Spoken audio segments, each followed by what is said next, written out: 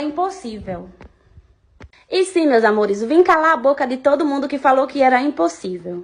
Coloquei os 4 andares do bolo aí certinho, fiz o formatozinho de cachoeira e criei essa barreirinha aí que no final vocês vão ver que é para nossa suposta água não sair. Fiz toda a cobertura do bolo com tinta verde para ficar naquela vibe bem florestazinha. E a água eu fiz azul para ficar tipo água.